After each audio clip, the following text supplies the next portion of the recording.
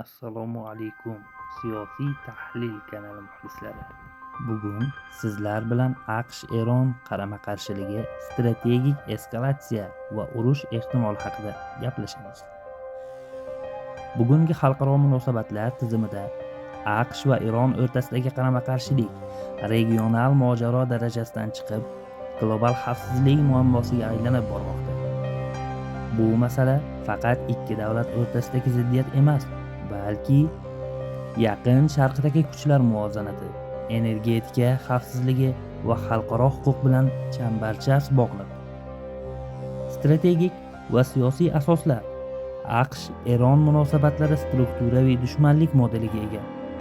1979-yildan buyon tomonlar bir-birini legitimlikka tahdid, mintaqaviy ta'sirga xavf sifatida ko'rib keladi. AQSh strategiyasi Eronni yadroviy qurolga ega bo'lishdan to'xtatish, Isroil xavfsizligini kafolatlash, Yaqin Sharqda AQSh yetakchiligini saqlab qolish. Eron strategiyasi esa AQSh ta'sirini mintaqadan siqib chiqarish, qarshilik o'qi, axis of resistance orqali bilvosita kuch ishlatish, siyosiy bosimga harbiy javob bermasdan eskalatsiyani boshqarish. Bu yerda muhim jihat shuki, ikkala tomon ham urush istamaydi, ammo eskalatsiya riskini qabul qilmoqda. Iqtisodiy bosim va sanksiya arxitekturasi.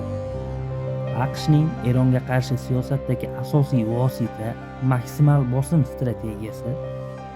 Asosiy elementlar: neft eksportini cheklash, SWIFT va dollar tizimidan uzish, uchinchi davlatlar orqali bosim, sekundariy sanksiya.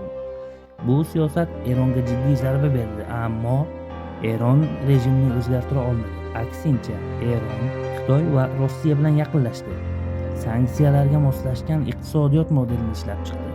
Muhim jihat: to'liq urush holatida global energetika bozori izdan chiqadi. Hormuz bo'g'ozi xavf ostida qoladi. Bu AQShning o'z iqtisodiy manfaatlariga ham zarar yetkazadi. Proksi urushlar maydoni. Bugungi Yaqin Sharq bilvosita urushlar makoni. Eron ta'siri: Livanda Hizbulloh, Iroqda shiya guruhlar, Suriyada harbiy va razvedka infratuzilmasi, Yamanda esa Husiylar. AQSh va Isroil: aniq zarbalar, razvedka operatsiyalari, eskalatsiyani nazorat ostida ushlashga urinish. Bu model to'g'ridan to'g'ri urushni kechiktiradi, lekin tasodifiy eskalatsiya xavfini oshiradi. Urush ehtimoli real baho. Hozirgi vaziyatni sovuqqonlik bilan baholaganda urush ehtimoli mavjud, lekin strategik jihatdan foydali emas.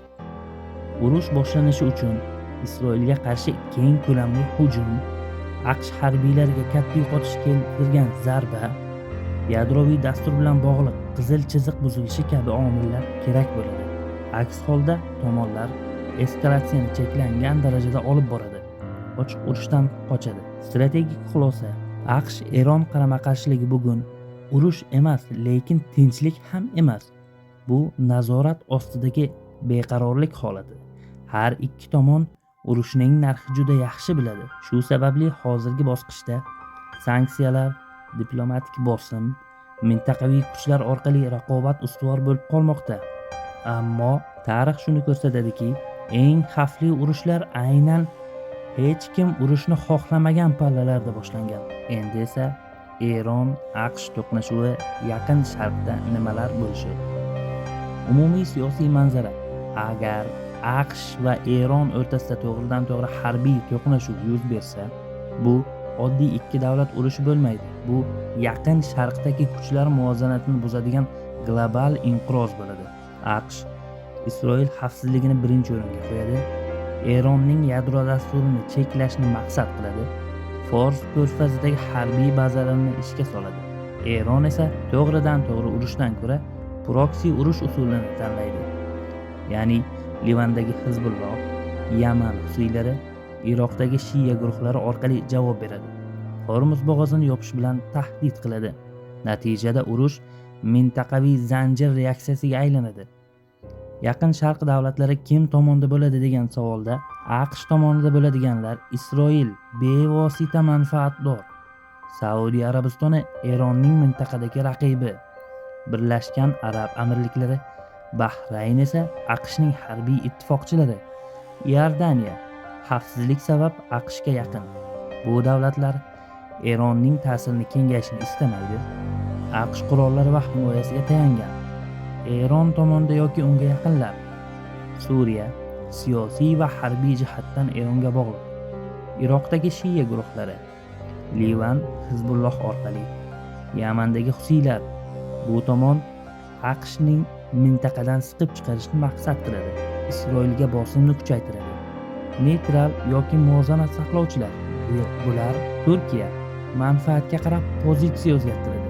Qatar diplomatik vositachi bo'lishga urinadi.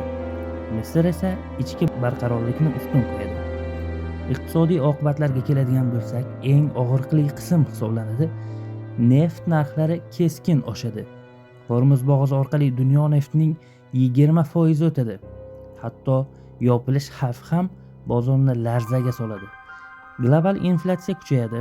Yoqilg'i, transport, oziq-ovqat narxlari oshadi.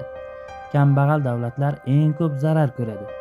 Eron uchun sanksiyalar yanada kuchayadi. Valyuta qadrsizlanadi, lekin ichki siyosiy birdamlik kuchayishi mumkin. AQSh uchun esa harbiy xarajatlar oshadi. Yevropa ittifoqchilari bilan ziddiyat kuchayadi. Ichki siyosatda bosim ortadi. Rossiya AQShni chalg'itishdan manfaatdor, lekin ochiq urushni xohlamaydi. Xitoy esa Eron neftining yirik xaridori, barqarorlik tarafdori. Ular Eronni to'liq himoya qilmaydi, lekin AQShga diplomatik bosim qiladi. Eng muhim savol shundaki, urush boshlanadimi? To'liq keng ko'lamli urush hozircha ehtimoli past, lekin raketa hujumlari, dengizda to'qnashuvlar, Isroil orqali eskalatsiya yuqori ehtimolga ega. Bu nazorat ostidagi keskinlik, ya'ni urush boshlanmaydi, lekin tinchlik ham bo'lmaydi. Endi savol: urush boshlanadimi yoki yo'qmi? Javobingizni izohlarda yoki kommentariyada belgilab yozib qoldiring. Agar sizga kanalimiz yoqqan bo'lsa, unga a'zo bo'lishni unutmang. Like va podpiskani ayamang.